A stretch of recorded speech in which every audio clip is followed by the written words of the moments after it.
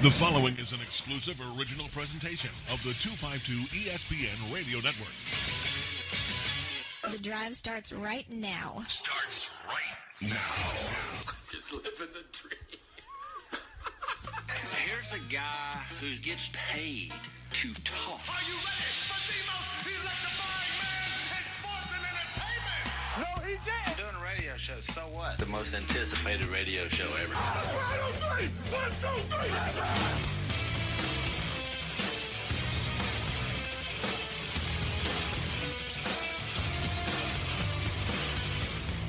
Well, happy Tuesday. This is The Drive, East Carolina Sports Show on your ride home. I am Mark Panicelli. Sam Avalos with me today, as always, my man. Yes, sir. Happy Happy Tuesday. All that good Oh, stuff. cordial. Happy Tuesday. Happy Tuesday. Hey, yeah, happy Tuesday. Good show today. We got Kyle Gaskins coming in the studio today. I wonder if it's the new video. Do you think that people that normally join us via telephone will now say, well, if you guys are doing like this web show thing, like I want to be a part of that. Yeah, I want to be all over that. You know, that's like TV stuff. Right. Then they get in here and they're like, oh, wait, it's still just you guys. And that's what we want to emphasize. It's still the same show. It still as awesome as it ever was. But It really just like has meant more responsibility for me. Somehow I just like have to work harder now. you've embraced that. I've though. I enjoyed think it. Yeah, it's fun. You've kind of, said, I know what, I'll take it upon myself. I appreciate it too. I mean, it'd just be one less thing.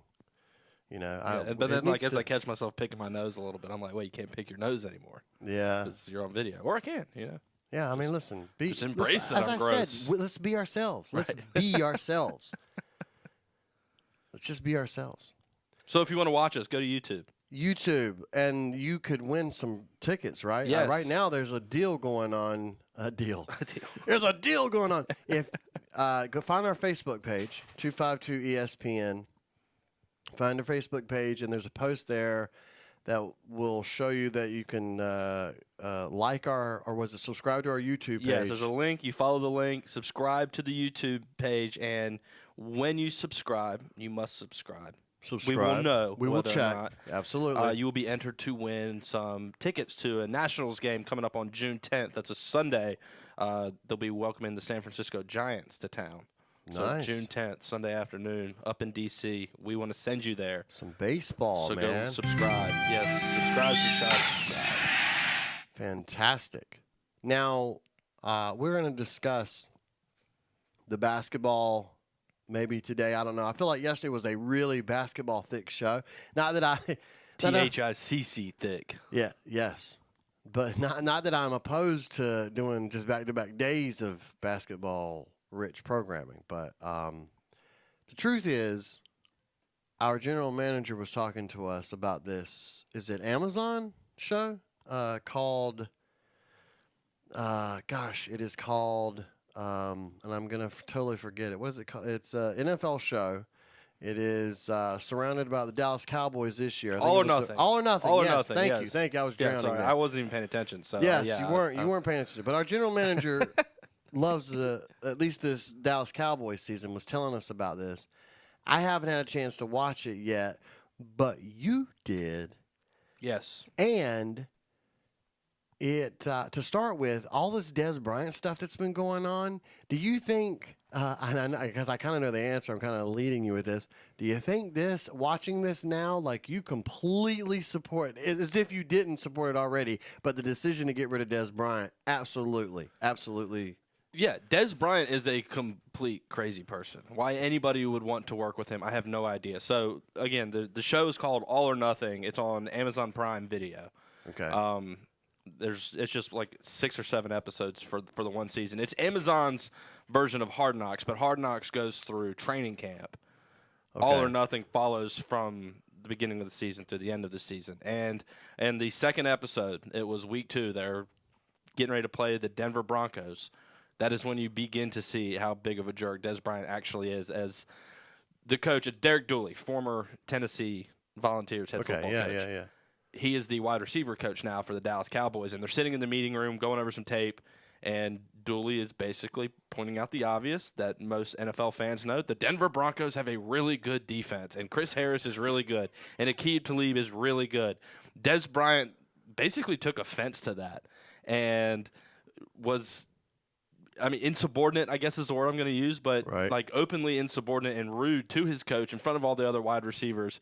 And Derek Dooley, with the patience of a saint, essentially just has to baby Dez, like, well, Dez, how can we say this to where you're not offended? Because they are good, and I need to get into your head that they're good. And it just continues, and a lot of it is you can just see the early fractures between Dez and between Dak Prescott. And so Dez is crazy. Jerry Jones is man, he is every bit of the character you think he is. So, like, if you are Really? It's great because I don't like the Cowboys as an Eagles fan. Our general manager who turned me on to the show is a Redskins fan, so he obviously Also not a lot of love. Cowboy fan. Right. Or if you're a Cowboy fan, period, you should love right. this show Absolutely. because, Yeah, it's Dallas Cowboy porn, essentially, is like how I want to describe this. Like so good, yeah. Like it or love it, that's what it is, and you'll eat it up. And I mean, it goes from everything from the construction of the star. Wow. They even go back to the 2016 draft, where they selected both Ezekiel Elliott with the number 4 overall pick, and then it shows how the Dallas Cowboys were really close to trading a second and third round pick to move up for Paxton Lynch. And Jerry Jones was mad that they did not get Paxton Lynch, which was awesome. They ultimately got Dak, obviously, and everything worked out. But, yeah, you'll laugh at Jerry Jones. You will find a new appreciation, if you will, for Jason Garrett. Jason Garrett. Yep, Jason Garrett is a really nice guy. I mean, simple as that. He's just a really nice guy, and it's fun. Not enough scandal in it yet. I think I only watched 3 episodes maybe last night, but there's a lot of great scandal, and of course we know all the scandal that surrounds Jerry Jones. Yes, but it's also, as you were talking about, for a football-driven world that loves its football, and guess what? The draft is now over. Report cards for the draft are now over. It's now the long wait until and when training camp opens up, that's a news story for like a day, and you get like a good 2 minutes.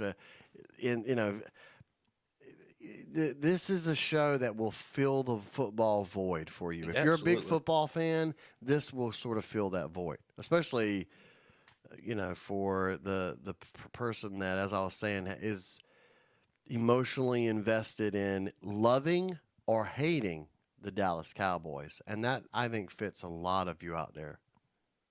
Because you're one or the other. Yeah, it's a dramatic show. And you're right.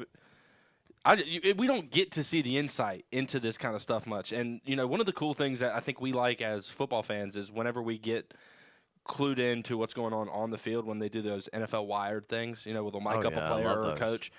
That's what all of this is. It's kind of refreshing. And, look, everybody knows this. Like, when we're up here on the show, we keep it very PG and friendly for airwaves. Oh, yeah. But behind closed doors, men especially, oftentimes, the language gets a little flowery, right? Like, it gets a little bit, maybe a little extra vulgar here and there. So, yes, and we're not talking like locker room talk. No. That can be a part of it. But no, I mean, sentence enhancers, so 6 or 7 Absolutely. words that your parents told you couldn't say as you were growing up. Yes. Man, Jason Garrett, you would never guess it. The most foul-mouthed person in the world. I mean, my man just superfluous uses of F-bombs. It is his favorite word, bar none. F-bomb, F-bomb, F-bomb from Jason Garrett left and right. Wow. You wouldn't think that. No. But in the end, why wouldn't I think that? I've been around football. Right. I've seen it. Yes, absolutely. So. And Jason Witten is just as boring as we always thought he is, and he's going to be terrible in the booth.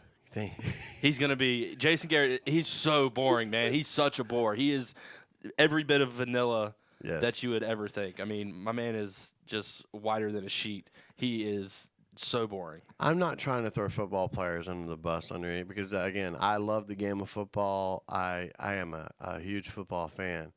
But, I mean, really, I think the guys who are the best color analysts are the guys who will come across a little vanilla because a large portion of the football participation is, I mean, they're guys that aren't PG, aren't guys that you can put in front of a camera, right? Yes. I mean, so the color analysts are those those Jason Witten types. The guy who, even when he's mad, and you bump into these. I think it's funny. It's a show topic for another day at some point. But you run into that guy who can hit his thumb with a hammer and go, "Oh shoot, golly, that hurt." Yeah, Jason Witten's a guy like that. What was the perception of? Because I was too young to really have heard the noise, I guess. But what was the perception of Chris Collinsworth when he originally got in the booth? Because I think Chris Collinsworth now, as people have dropped out, I think it was Gruden that was kind of like the top color guy that people liked. I like Collinsworth. I think, not necessarily always agree with everything he says, but he's entertaining to me. Yes. When Collinsworth was getting into the booth, was he sort of positively accepted from sports fans? Yeah, I mean, because, I guess he just seemed like a nice. I mean, he seems very vanilla, right? That's what he was going into the booth. Yeah, I mean, you just didn't. I mean, I don't remember any negative. And he came off. I was telling you the Super Bowl that he took part in. One of the big headlines, aside from Joe Montana coming back to beat the Bengals, is running back teammate of his doing cocaine on the sidelines during the Super Bowl, where people could see it happening. I mean, who was that?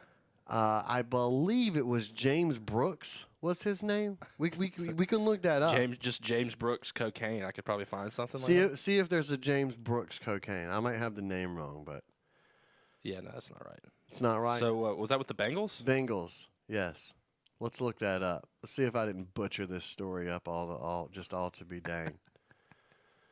Maybe Stanley Wilson. Stanley Wilson. Thank you. Yes. He did. Sorry, James Brooks, who I think was a Bengals running back at some point. I'm sorry. Thank you, Google, for correcting me. Wow, and he so he did do that. He also was he was arrested back in 2007 after police found him naked outside of a stranger's home. It is the second time since June that Wilson had been arrested while nude. So yeah, what is the old Dave Chappelle thing? Charlie Murphy, cocaine's a hell of a drug. Rick James, cocaine's a hell of a drug.